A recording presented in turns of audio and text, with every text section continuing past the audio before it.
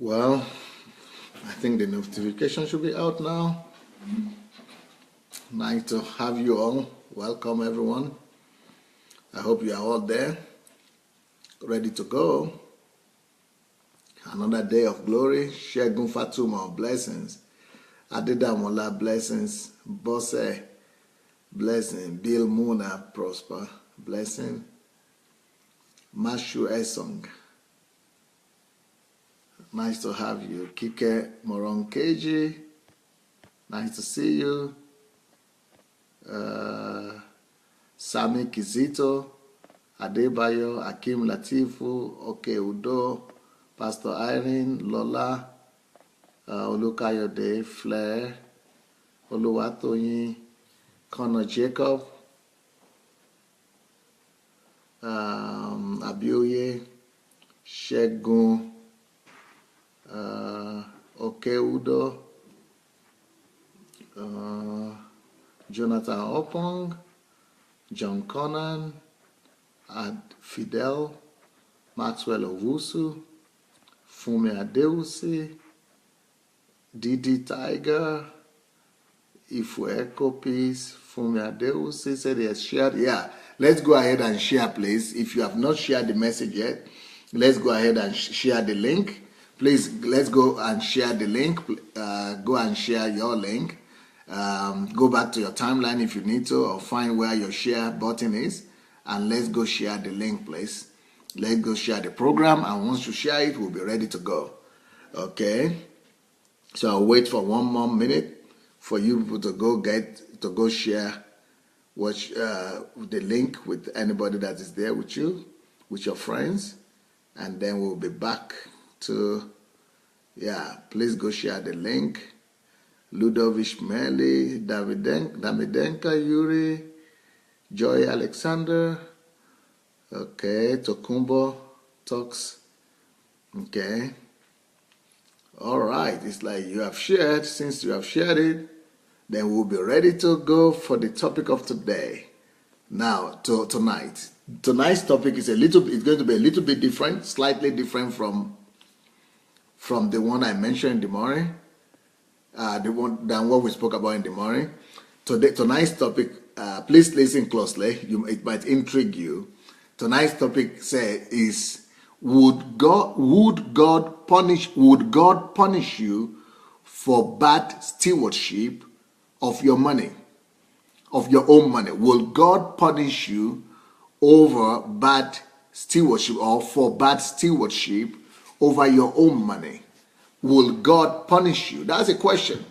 And that's the topic of today. It's going to be in form of a question. Will God actually go ahead and punish you for bad stewardship over your money? That you have not been a good steward over your money. Will God punish for such a thing like that? I mean, especially if it's my money. If we're talking about your money that you work for, and you have your salary, that you work for it, or you're a business person, you made your money. Will God punish you? Will God punish you for just being a bad steward over your own money, over your own blessing, over your own property? Will God punish you? Who will do that? Will God ever be bold enough to do that? Would that be cruel on the side of God? Wouldn't that be wickedness for God to punish us, that just because we have not been a good steward over the money that we worked for? Well, one of the reasons that we are actually struggling financially is because that struggle that we are going through financially is actually a form of punishment. The struggle that we are going through financially is a form of punishment. We are going through punishment, and that punishment is not coming from Satan. That punishment is not coming from devil. It is not Satan, and it is not witches and wizards in your village that are punishing you. That punishment might be coming from God. And the fact that so many people are struggling financially, the fact that so many people struggle financially, it might be a sign that God's hand might be in it. I mean, can you imagine 97% of the world population, at least 80 3% of the world population statistically are struggling financially. Minimum 80 something percent are struggling financially. And the reason, this is not ordinary. It is not just that Satan is so powerful. It is not because Satan is so hateful, that is because of, his hatred, or is so bad, is so mean, that most people in the world, that most population of our world are struggling financially. Sometimes when things are so widespread like that, sometimes it's not just Satan alone that is in it. When it comes to money, I'm sorry, but you'll be shocked to discover that even God will allow you to be punished, and God himself will send you some punishment just because you have not obeyed his principle. And it's not that God himself is the one that is looking for a big stick to come and punish you. No, it's just that God is a God of principles. And since God is a God of principles, he's not going to violate his own rule. He's not going to violate his own principle. He's not going to violate his own law. And so whenever anybody breaks a law in this kingdom, it is not God that is punishing you. It is the law that you broke that is punishing you. So you cannot really break any law and go scot-free. Any law that you break, you have consequences after that law. You cannot really break God's law. You end up breaking yourself. To break God's law is to break yourself. To violate God's law is to violate yourself. So so that's what we call punishment. So punishment is actually not coming from God, but is actually coming from us, from our failure, from our violation of God's instruction, from not observing God's injunctions, God's commandments, by not following the laid out principles. When we fail to follow God's laid out principles, when we fail to follow and adhere by the laws of nature, we reap the consequence. And the consequence is not coming because God hates us.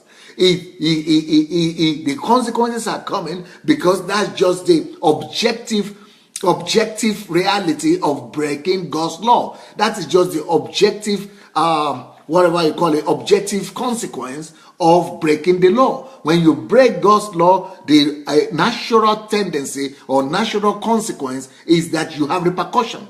You have repercussion for breaking God's law. And some of the laws of God that we are talking about, they look so simple and so unassuming.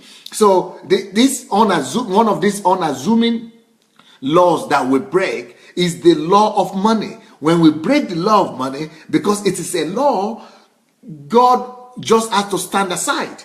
God just has to, say, well, I cannot do anything. I cannot help you. You have to bear the consequence. That's why God said, if you are not faithful in that which is small, then God cannot help you. You are breaking the law. Since you are not faithful in what is small, God will not be able to give you something that is much. He will not be able to trust you with much because you have not been faithful in that which is small. And also, because you have not been faithful in that which is small and little, God will not have any other option but to withdraw what you already have and give to those who are faithful over small things. Or in the same thing. It's just because it's a rule. So even though God loves you, but if he doesn't apply the consequences, if he does not apply the law, then God will not respect himself. God will not be a God of order. He will not be a God of righteousness. So, but when he applies the rule and applies the penalty, maybe you begin to think that penalty and punishment or consequences of when we have consequences over our action of breaking God's law, consequences and punishment help us to have a second thought. They could help us to repent. They could help us to re-examine. Because can you imagine if you have been violating God's financial laws, and then God keeps on giving you money or keeps on blessing you, and you keep on getting richer and richer, even though you don't observe God's law, then God is not helping you. God is actually pushing you to self-destruction that way. So, so would God punish you for being a bad steward? Will God punish you for being for bad stewardship over your own money? Yes. That's why it says that you will never be trusted with much, because you will not be faithful in little, and you will not, even the little you have will be taken away from you. That's the rule. That is the order of things. That's just the way the earth is created, and that's the rule under which our whole world is functioning, especially when it comes to money and other aspects of life as well. Will God punish you because you are a bad steward of your own resources? Yes, because God has said that you must be faithful when it comes to ungodly wealth, when it comes to the ungodly mammon, when it comes to the worldly riches. When it comes to worldly riches, God expects you to actually be faithful as well. So when you're not faithful in the area of money, God does not have any option than to punish you. So what is the consequence of lack of faithfulness towards money? The Bible says that if you are not faithful or in ungodly riches, you will not be given the real riches. You will not be trusted with riches. You will not be trusted with wealth. So one of the reasons why God is not trusting us with wealth, one of the reasons that even though you are praying for money tonight, even though you are fasting all the time, even though you are going to church, even though you are a good person, being a good person is not enough a reason for God to trust more to your hands. Being kind is not enough a reason for God to bless you financially. Giving your tithe and offering is not enough a reason for you to be wealthy, because there are principles, there are laws that you are violating. You cannot be violating God's laws regarding money, God's principles, and be saying, because I'm praying and because I'm going to church, God should change the law and rules, for you, just for you, and that He should keep on blessing you. He will not. You must obey His word first. You must obey His commandment first, because God has said, He has exalted His word. He has exalted His word, His principle, His law above His name. The word stands for principles, stands for laws and rules and order. And this whole world is being ruled not by emotions, not by prayers. This whole world is being ruled by principles, not by prayers, not by church going, not by religiosity. No, by His word. It is His word that holds the universe. It is by His word that He holds the whole planet together. All of creation are being held together by the power of His word. So it is His word that has the final say, and God only counts with His word. God only obeys His principles, His word, and He has exalted His principles, His word above His name. And His name means people who are calling upon His name for God to change the rule, for God to have mercy on them, for God to do this miracle and that miracle. God will not do it. Why? Because He has already told you what to do. Go discover the rules. Go discover the law. Go discover the principles of life. That's why the Bible says, my people are perished for lack of knowledge.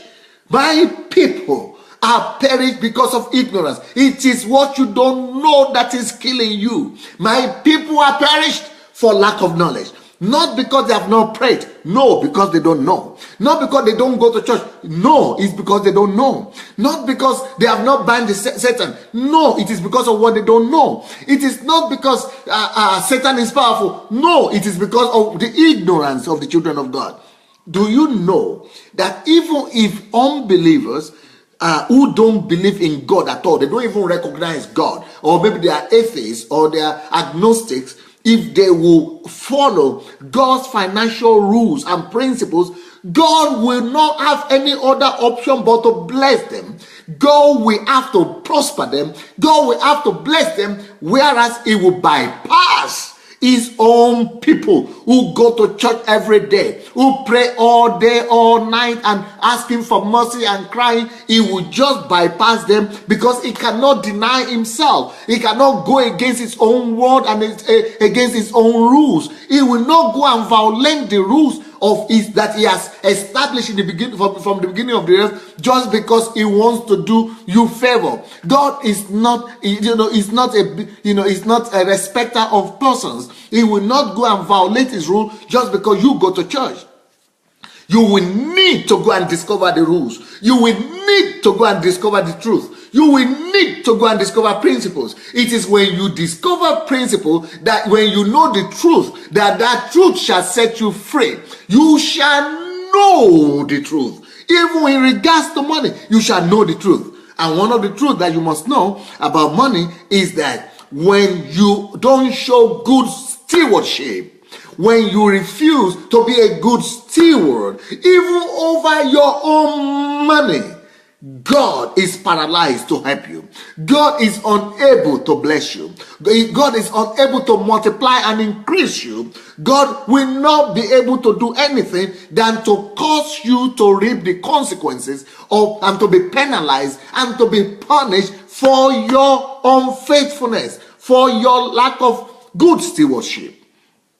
So if you are not faithful in that which is small, if you are not faithful in worldly riches, and if you are not faithful in the things that God has trusted into your hand, in the things that belong to others, the gift of God, the grace of God, if you are not faithful in those things, God will not have any option but to punish you. You will not be given your own. He said, if you are not faithful in that which belongs to others, you will not be given your own. You will not have enough. You will never have enough property of your own. You will never have enough houses of your own. You will never have enough wealth and riches of your own, because you've not shown faithfulness in that which God has given you. Those things that God gave you, they belong to God. So why would God punish you? Why would God punish me because of bad stewardship over my own money? Well, the reason is because everything that we call our money, everything that we call our own property, or our own possession, or our own resource, even our own children, even our own family, when we don't show good stewardship, God will tell us, and it will prove to us that they don't belong to us. That your salary does not belong to you. It belongs to God that provided that job for you. It belongs to God that gave you the strength to make that money. It belongs to God that gives you the health to go and work in that job. That money and that salary, that money you are making belongs to God. It is God that is the giver of all good things. It is God that is the provider of your health and of your strength. It is God that is the provider of everything you have today. Everything you have today is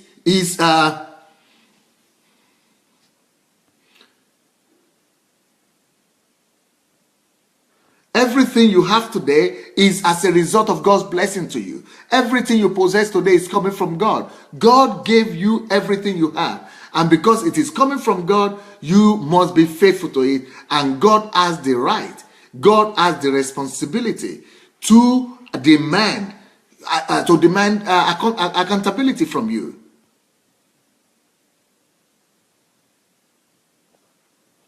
So God is going to demand from us accountability, because that strength that we have is His. That brain that we have is His. That money that we have is His. Everything is a trust from God. Everything is a blessing from God. And we need to be good stewards of everything that we've been trusted and we've been given. And so everything that God has given to you, everything that you have, is only a trust from God.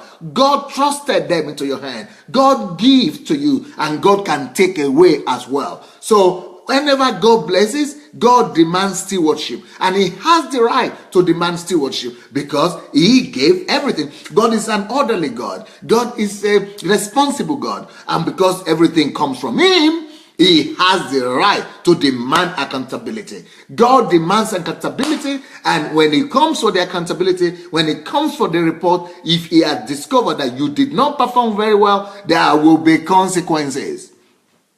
So the idea is, God will punish for bad stewardship, even over your own money. Because it's not your money after all, it is God's money that He trusted into your hand. God will punish. God punishes us for our bad stewardship. Again, it's not God directly holding a stick and hitting us in the head and trying to punish us. It is not like that God comes to punish us. But God has set rules in place. God has set principles, order in place. And when those orders are violated, we automatically reap the consequence. we reap the consequences of that violation of the principles. Every principle violated has consequences, and that's what we call punishment. So punishment in this case is not that God is looking to punish you. He doesn't want to. He is feeling for you. He is compassionate for you. He wants to bless you. He is even much more in pain than you. Is much more feeling for you, but for your ignorance. But because it is your ignorance, because it is you who is ignorant, he cannot help. And I'm sure he's suffering that, oh my, how I wish my people will know better. Oh my, I wish my people will know the laws of nature. Oh my, I wish that my people will know that the whole world is built on laws and principles. You know, if you don't, maybe you didn't listen to this my teaching, but I have a whole 1 week series of teaching in this my YouTube and this my Facebook video department, when I was talking about the fact that life is predictable. And the reason why life is predictable is because life is built on laws. So it's a whole week. That was the second week since when I started doing this. So go and look for it, and you want to listen to that, to those teachings, because you know those teachings will really help you. They will open your eyes to know how God works. It's not most of the things that we blame on Satan. Satan doesn't have anything to do with it, and most of the things we are praying to God for, God doesn't have anything to do with it anymore, because God has already put order in place. God has already put principles in place. Just know the principles, obey the principles, and things will work for you. Can you imagine that in the Western world today? And not just in Western world, in Japan, in China, some of the richest people in the world are in China, and most of them are not even Christians. Why? Is it because they pray more than everybody else? Is it because God loves them more than anybody else? Is it because, you know, they are favorites of God? No! They just follow the rules and principles that God has set in place. Even if they don't know God, they read books, they discover these laws and principles. Can you imagine that this my book, Money Won't Make You Rich? You know where it is one of the best sellers? It is one of the best sellers in China. It's selling most in China. This my book is selling like most in China. China is the one that buys it most, and there might not be Christians. You see, but if you follow the rules and the principles, even if you are not a Christian, God, that's why we have all this, Bill Gates, Steve Jobs, and all these people who are the richest people in the world. Carlos Slim. Some of them are not even, they've never even been to church before. Some of them don't even know what it means to be saved. But because they follow the rules, the laws of money, God doesn't have any option but to bless them. But his own people who are praying for money tonight, God is just feeling for them and feeling the pain that, my God, you will be reaping consequences of loss. You will be reaping consequences of lack. You will be in lack, and you will be more in lack. You will be more in need, only because you don't know the rules. Talk less of to follow them. You don't know the truth. And it is not what Satan does that makes my people to perish. It is not because Satan is perished that makes my people to perish. My people perish for lack of knowledge. If we don't have the knowledge of the laws of money, how do we expect to prosper? How do we expect not to lack and not to perish? We are being perished financially. We are perishing financially. We are suffering loss financially. We are in lack financially because we don't know, because of ignorance of what we don't know. So there are consequences. And would God punish you for bad stewardship? He doesn't have any option than to punish us. He is not even the one punishing us. It is the rules he has set in place that punish us. It is the order and the principles that he has set in place that punish us. When we violate those principles, we just wonder why we are doing everything right, and then we are still in lack, and we still don't have anything because we are violating the rules without even knowing that there are rules. Can you imagine how many these laws of money that you have discovered over this week and over this last week that I've been teaching on this? Can you imagine what knowledge of truth has done for you and to you? Can you imagine all the changes that have been happening to in your life just because you've listened to me this week? Can you imagine what will have been happening if all the churches in the world have been teaching these principles? Can you imagine if we have been telling the people the truth and revealing to them the principles of truth instead of casting out demons, casting out spirit of this, spirit of that, spirit of poverty, spirit of that, instead of just just bringing the truth to people. We shall know the truth, not by knowing the names of demons and by knowing the name of spirits that we shall be set free. It is when we know the truth that we are set free. The people who don't go to church, most Europeans don't go to church anymore. They don't even believe in God anymore. But they are more prosperous than some of us who go to church. Most people who in Japan don't even go to church. They don't even know the name of Jesus. But they are more prosperous because they read books,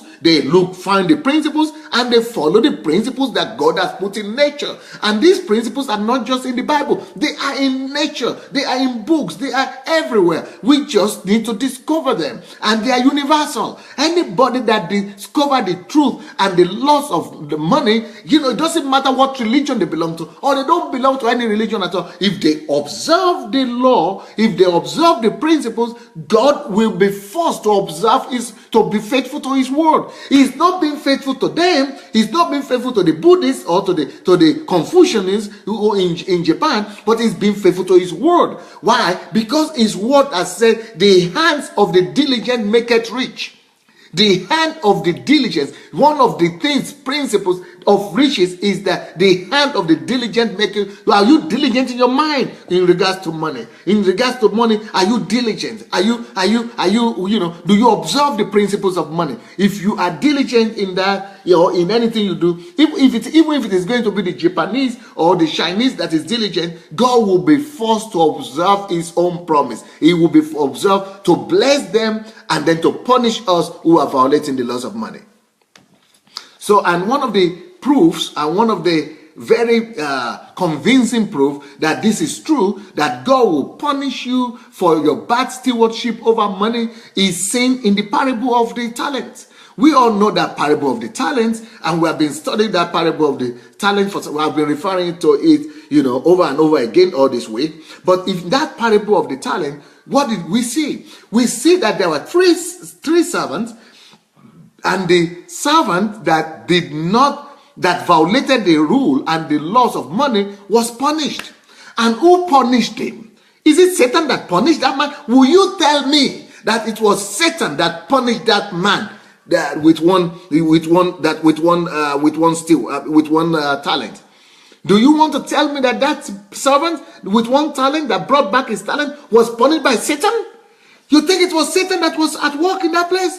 You think it was Satan that was punishing him? You think it was Satan that took away what he had? I don't think so. I don't think it was Satan. I didn't even think Satan had anything to do with it. The master, the owner of every talent that you have, the owner of everything that I and you have is God Almighty. And it was that owner that came to punish him. It was the owner, the giver of all gifts that took and came to punish him, to give him the penalty and reprisal for his bad behavior, for his unfaithfulness to the laws of money. So in our own case as well, everything we have, everything we own, they belong to God. And God has the right to come and demand accountability. God has the right to come and demand for stewardship. And when it comes to demand for a report, for every salary we ever got, for every work we are doing, for all the gifts that are in us, and he's not seeing productivity, he's not seeing increase, he's not seeing any order, he's not seeing increase and multiplication, the law will have to come in force. And the law is that if you are not faithful in little, the little you have will be taken away from you. And that's what happened to that servant with one talent. So is that wickedness from the side of God? Well, I don't think so. I think it's faithfulness on the side of God. Faithfulness to his word. Faithfulness to his principle. Faithfulness to his standard that he has put in place. So what am I trying to say? Whatever God has given you and whatever God entrusts into your hand, especially when it comes to money, God expects you to increase it. God expects you to, make that thing that God has given to you to increase, to be multiplied. And the more you could multiply whatever God entrusts into your hand, the better. And the goal is, like God said, be fruitful. Be multiplied and then replenish the whole earth. God is giving you a world vision. God wants you to have influence that will affect the whole world. God wants you to expand and increase whatsoever gift, whatsoever talent, whatsoever capacity and potential He has given unto you, until you affect the whole world and the whole universe with your gift. God expects that from you. God, that is one of our fundamental role and fundamental callings as Christians. Because when He created us in the Garden of Eden, He blessed us and He said, be fruitful. So how will you now expect God to react when He sees that you are not fruitful? He should just say, oh, okay, that's just it. I mean, okay, she cannot be fruitful. Oh, it's a pity he's not fruitful. God will not be happy. And there will be consequences, because He had said there will be consequences. So will God punish you for a bad stewardship over your own money? Yes, my friend. God will punish you that you have not been a good steward over the thing that He trusted into your hand, over the things that He gave to you. So now, why did God punish that man with one talent? Let's examine why God punished that person. Okay. Is this Nwila from South Africa?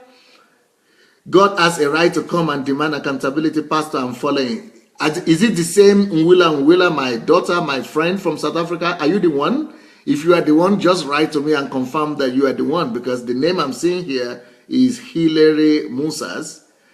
And if it is Nwila, that will be a very pleasant surprise from you.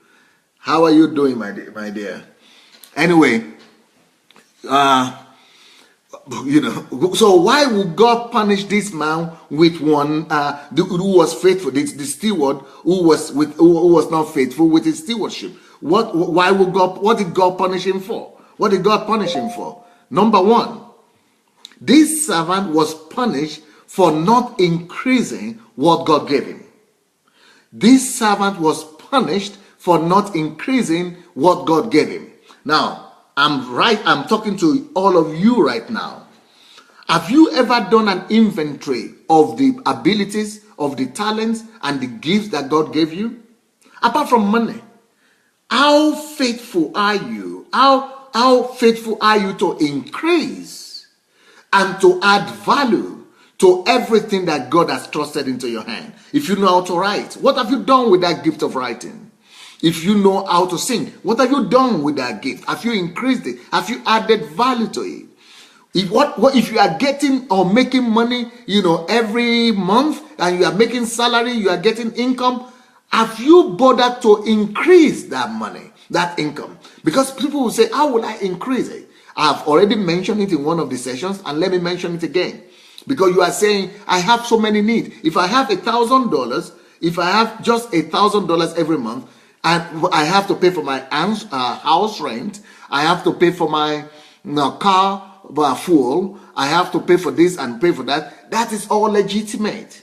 But if you know the laws of money, you will know that any amount that you are trusted in, a certain percentage of it must go to recover that original $1,000 you got. So the way to do it is this: once you get that your $1,000 salary, you must make sure that at least 30% of it, so from $1,000, $300, 30% of it must be saved.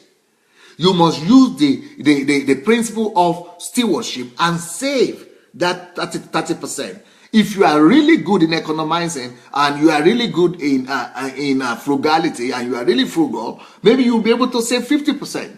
But the idea of saving the money is not just for the money to go and be waiting there in the bank, or to come and be waiting in your safe and just be lying down there. That is not the idea. The reason for saving is for you to use that fragment, that 30% fragment, to use it to recoup, because the other 70% that you have used to pay for your house, for your car, for your children, for your food, and for everything. Because when you have $1,000 as a salary, and you have only saved 30%, which is $300, it means that $700 has been used. And the idea is that any amount that you got must not be lost, must not be wasted. For it not to be wasted, for that 1,000, original 1,000 not to be wasted, you take 300 away and give it into a business. Maybe you go and use it like one person. If you read my book, if you have read my book, Money Won't Make You Rich, you will discover that I have so many stories in that book. And one of the things that one member of my church did, he was just buying, paper bags, nylon bags, cellophane bags, just some bags from one shop, a big shop in the city, and go to take it to another part of the city and resell. And because he didn't have money, he was a drug addict. He came from drug addiction and he didn't have any money. So he only had maybe about $20 to do that. So he will come several times a day and just buy from one section of this. So use that $300 that you have. Think of a way to multiply that $300. So even if you buy some products for $300 and you are not lazy, you remember that one of the things that Jesus said about that man with one talent is that the man was lazy. God called him lazy. Some of us, we are lazy because we are saying, oh, I'm an engineer, I don't sell and I don't buy. Or I don't buy and sell, I cannot do buy and sell. Or somebody will say, oh, I'm an accountant, I'm an office worker, I cannot do buy and sell. If you really want to be faithful, to God's principle of multiplying, of doubling, of not wasting what came into your hand, you will find a way of going to look for something that you could use $300 to double it. So let's say you use that $300 to buy some women's cosmetics from one area and you go and sell it to someone. Even in your own city, there are some people who don't like to go to the shops. They don't like to go and be buying this and buying that. So, maybe you just be supplying them in their homes or buying some things and helping them to bring it. And once you do that, you're already multiplying the money. You're already making money. So at the end of no matter what idea God is going to give to you, God could give you idea of how you can use your 300. Just need to think. Use your $300 to multiply it and make it become $600. That is first multiplication. Well, the second multiplication, that $600 now, you are now using it to buy 2 times what $300 could have bought. Now, by the time you now sell the $600 worth of goods, you are now making not only just $300, you are now making another $600. And that $600, you remember the first time when you multiply, you made upon $300, you made another $300. So you now have $600, maybe in 1 month. And then you went and now used the whole of $600 to buy more products.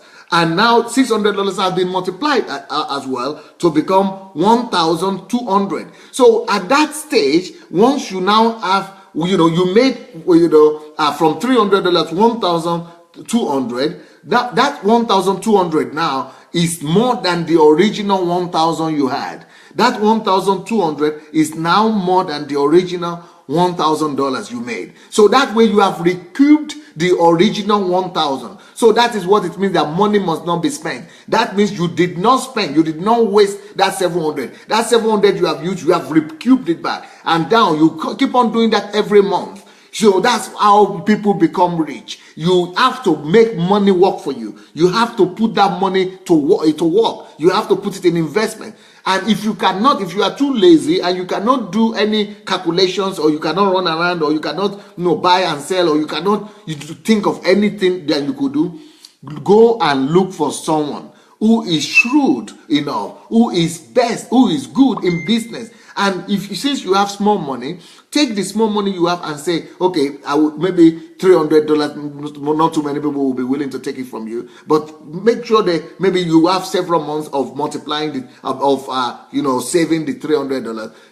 Maybe by the time you do it for 4 months, you have $1,000 or some more $2,000. Then you can go and use any amount that you have from your saving and go and partner with any person who has character, who has integrity, who is doing well in business. And then, tell them, okay, if I give you this money and invest my money in your business, how much will I get back? So the person is doing the business, is working with his hand, using his skills, and then your money is partnering. So he is bringing his skill to the table and you are bringing money to the table. So every business always needs money. Every business always needs more money. So every month you are adding more money to that, and it's bringing you some interest and some money that you all agree on.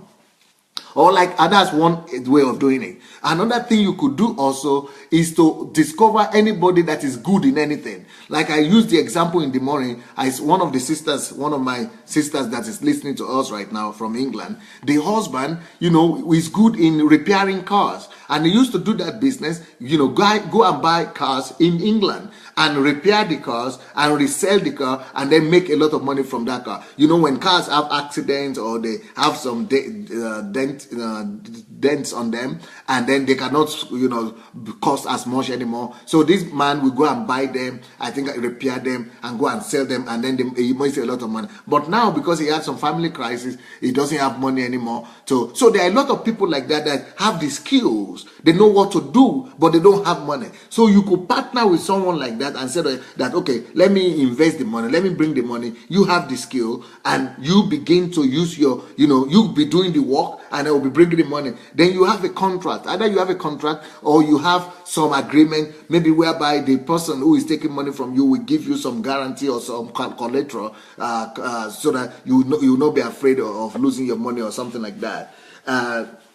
So there are a lot of, we just think, you need to think. So that way you are observing the law of money. That way you are making money work for you. That way you are becoming a good steward, and you are not, just taking money and eating it, taking money and spending it, taking money and just going to work. You are not selling yourself to slavery to Uncle Sam that way. You are no more selling yourself to the system of this world, but you are making money work for you. So while you are still going to work, money is also working for you. And while you are working for God, money is working for you. So that is how to become a good steward. But this man that God, that had one talent, God punished him for not increasing what God gave to him. If you are not increasing what God has given to you, and especially salary and income that He gives to you every month, if you don't have a strategy to increase what God gives to you, you are not responsible,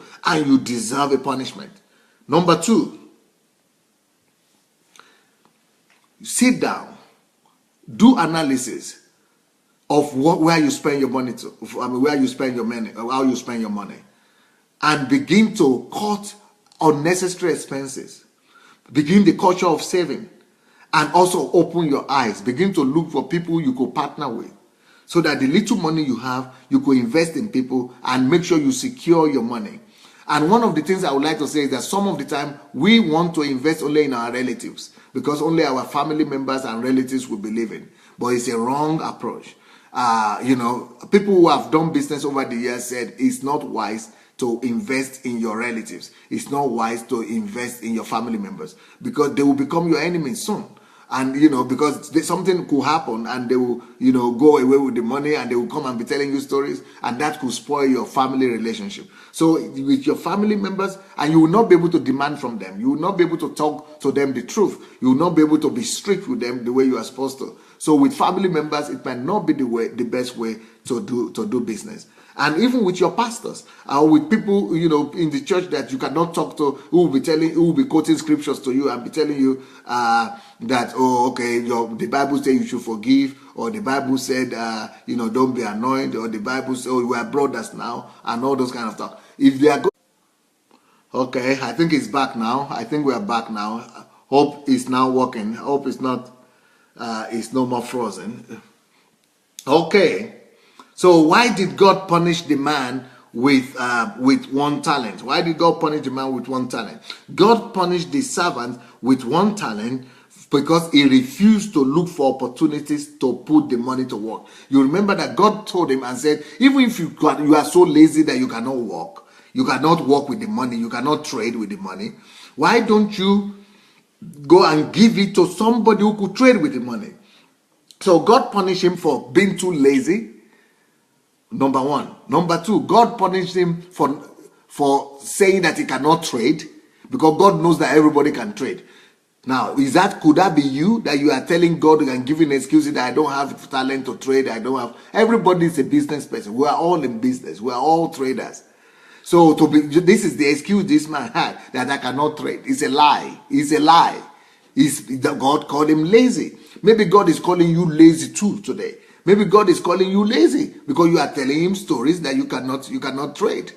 So God punished him for not being able to multiply what he had. God punished him for being lazy. God punished him for not thinking.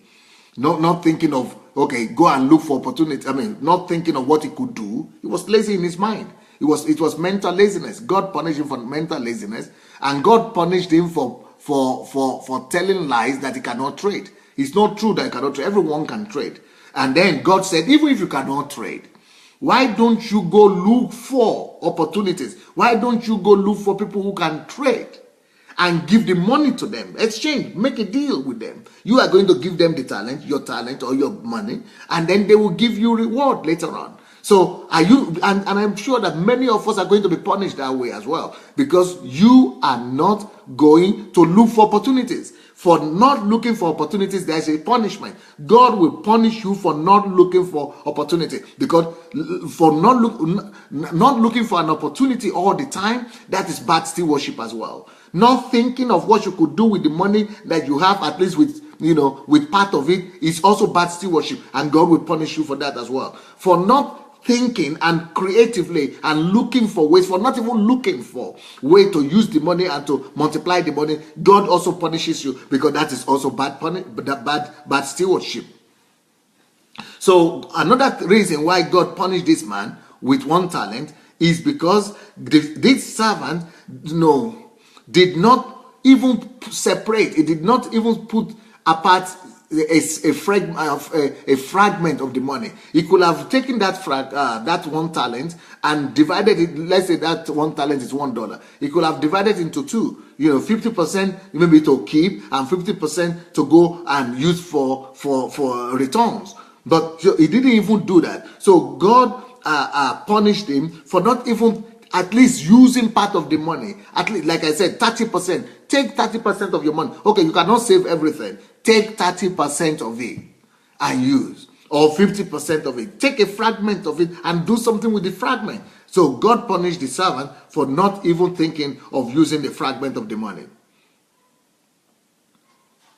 So that means that at the end of the day, God demands responsibility from us. God demands stewardship from us. God demands, from us that we should be shrewd. God demands that we should be frugal from us. The next thing that God punished this man for, this man with one talent for, is that God punished him for simply being indolent. For being indolent. Can you that is for being indolent is when you are just not active, for not being proactive. That is the highest degree of indolence, when you went to take the thing that God has given to you and you went to just hid it and just live your own life. It's a high degree of irresponsibility. So, and most of us are like that. We get salary and we are just indolent as well. We just spend, we just use it because we know that we are going to work next month again and we will get another salary. So we are indifferent. We are just hoping for the next one. We are not thinking about being enterprising or entrepreneurial. We are just indolent. So God punished this man for indolence. And also God punished him for hoarding the resource that God gave to him, because he went and just put it and hide it somewhere. That is hoarding. He was hoarding what God trusted into his hand. So it was also a form of irresponsibility, because you have something in your home and you are not even thinking to be creative enough to come up with a creative idea of what you can do. You just find it easier just go and put it down, let it just rest.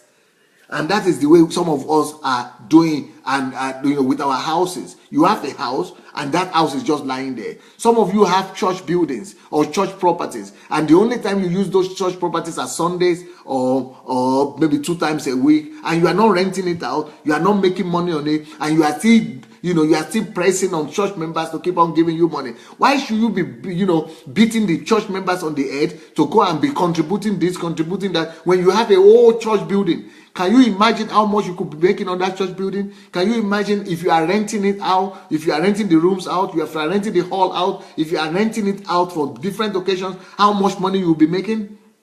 But indolence makes us to to just be indifferent and just be, you rather go through the easy way out. And that is another reason why God punished this man.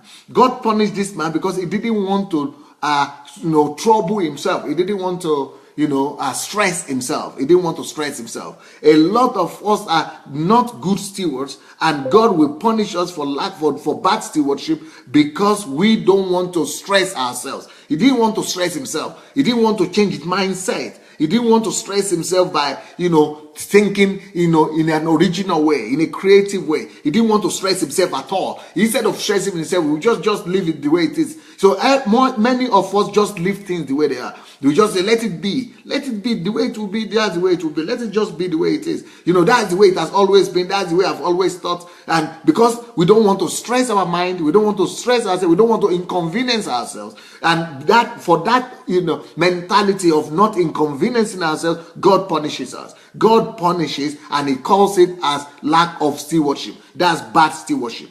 Another reason why God punished this man was because the man loved his comfort zone. He didn't want to leave his comfort zone. He was just in his own comfort zone. He liked his lifestyle. Many of us too like our own lifestyle. We don't want to change our lifestyle. We are in the comfort zone of our lifestyle, and it is that lifestyle of ours, that comfort of our lifestyle, that is not allowing us to be good stewards. And we are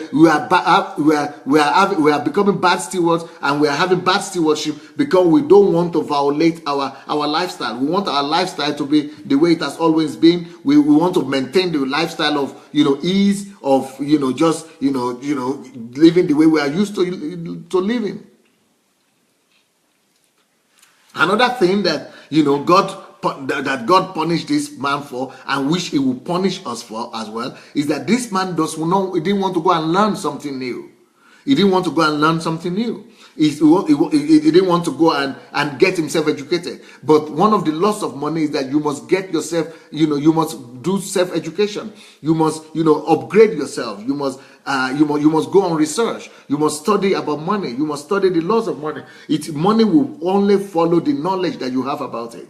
So, but this man didn't want to go for knowledge. And because he didn't want to go and learn new things, he was punished. So God will punish us for bad stewardship because we don't want to learn.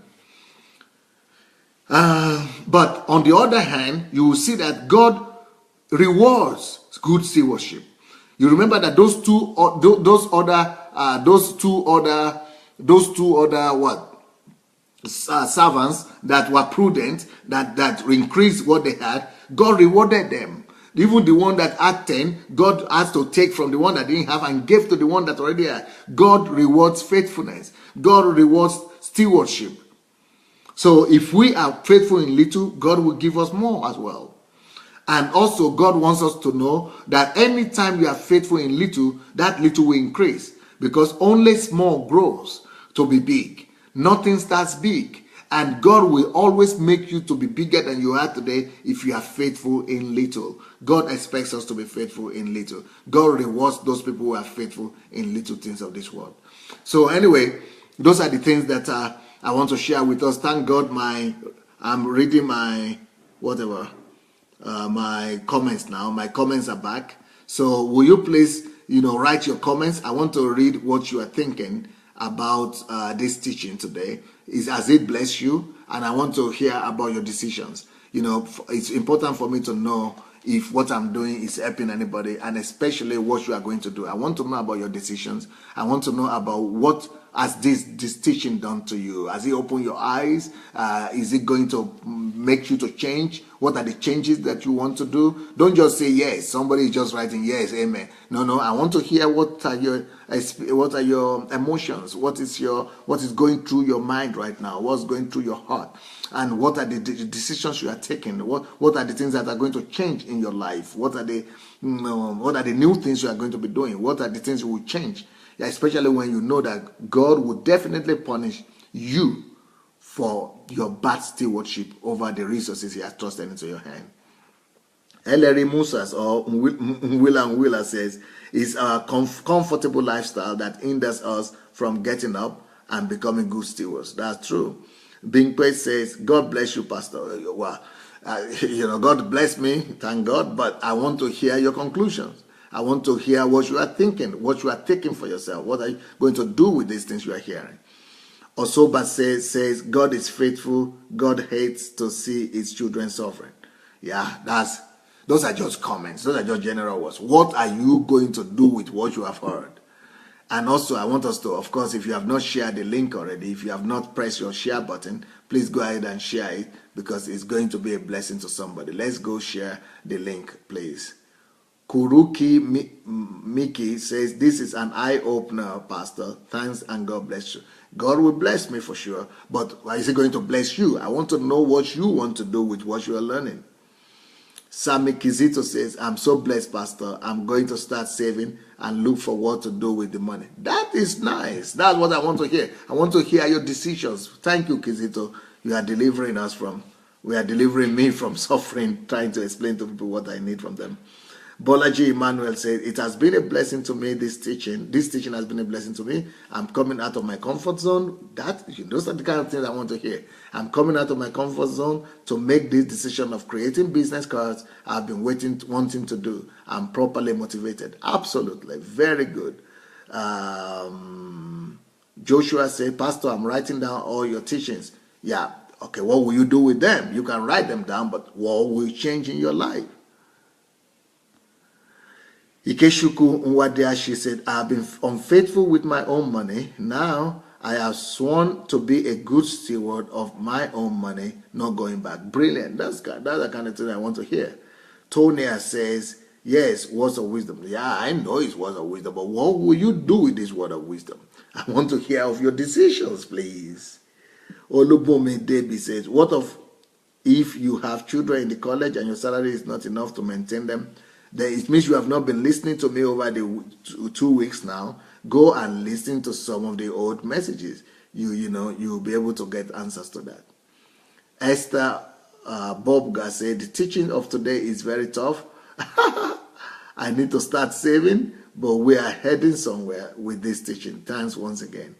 Yeah, if you keep on following, you will discover that you will be able to know what to do with your children in the college.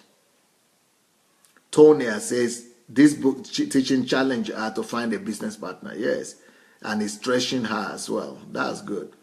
Toy Oluwatoyin says, starting tonight, I'm going to use my gifts to the maximum. I'm setting out to do what I know how to do best. Love you, Daddy. Thank you. Maraizu Ikeshuku says, stewardship runs across all that we have been given. Hence, we are liable to account for every bit of it, what we have been given. I'm going to develop a plan that strictly implements these teachings. Brilliant. Samuel Abebe said, really, I like your way of teaching, Pastor. Yeah, it's not enough to just like my way of teaching. You must do something with it. Sean Taylor says, God requires us to grow and continue the fight to the last breath. Karina says, I'm thinking about that old thought to start a clothes shop. Don't just think about it, Pierre. It's better to begin to implement it, to begin to do it, or to at least begin to learn how to do it. Kike Moronkeji said, I've been enlightened, as I am one of those who used to say that I'm not a good seller. I've had an idea which I haven't acted on as a result. I've now made up my mind to take advantage of this idea. Brilliant! You've got to take advantage of the idea. Is from God, and you must be a good steward of that idea as well. So go ahead and use it. Butari says, hello, is it possible to watch the teaching after, and how? I have all these teachings recorded in the video section of this site, of this my Facebook page. Go to the video section and go through all the videos, you'll see them, but that is not orderly in there. So you could go to my Facebook, to my YouTube page. You got Sunday Adelaja Official, and you have a whole, list of them, of just this teaching also there. So you could go to my blog, sundayadelajablog.com, and you'll see the teachings there as well.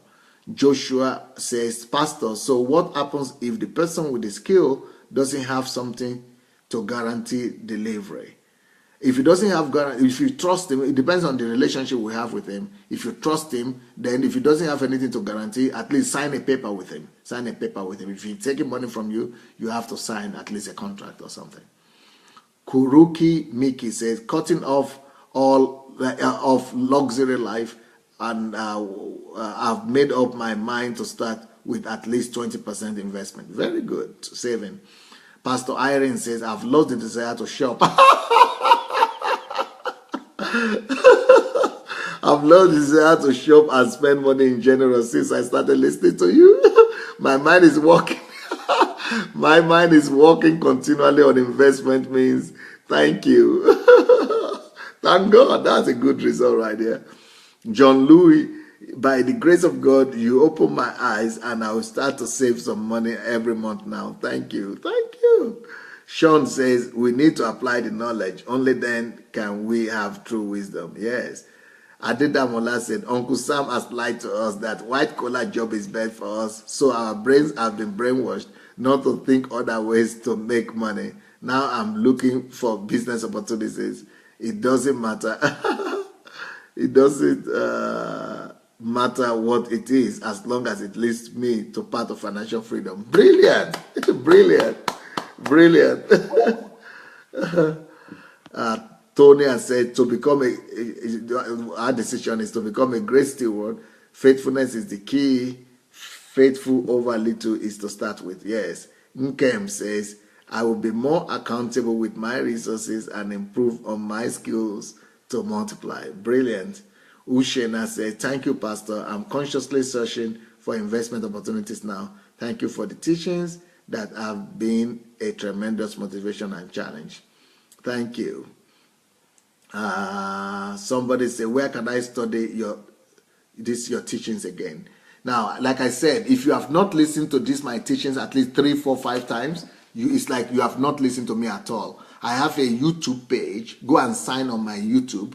The YouTube page is called Sunday Adelaja Officials. Just sign it. Sign on my YouTube. All of them will be coming to you automatically to your page. Or you could go to my blog. I have a blog that is called SundayAdelajablog.com. All the teachings are there as well.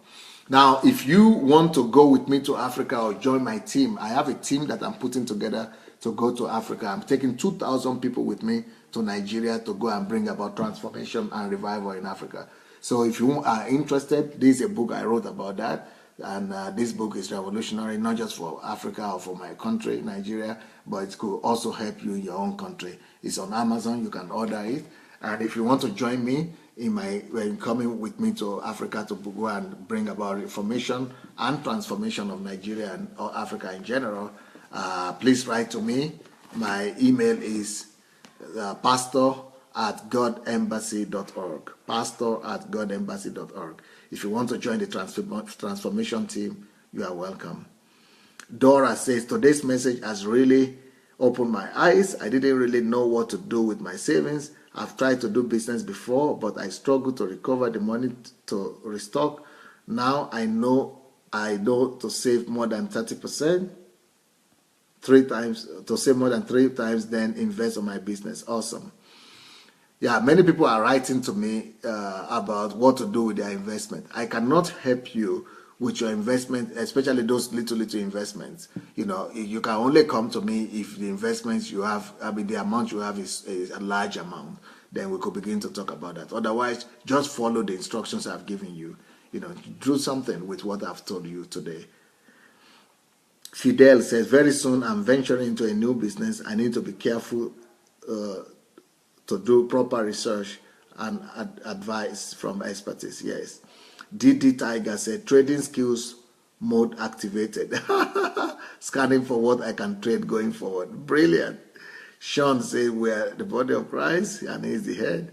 Adebayo said, I've started saving already since you started this daily broadcast, and now I need to start researching for business opportunities and trading to increase the money to a large amount of investment. Brilliant, brilliant. Well, it's been nice hearing you people. Okay, let me see what Latifu said. That's the Super Eagles defender. Now I understand the principle Principles of Life and Money. Thank you very much for this teaching. I'm already blessed from the teaching. Thank you. Well, thank you very much, everyone. It's been nice being with you, and I hope you'll be back tomorrow morning. I'll be back tomorrow morning by the grace of God.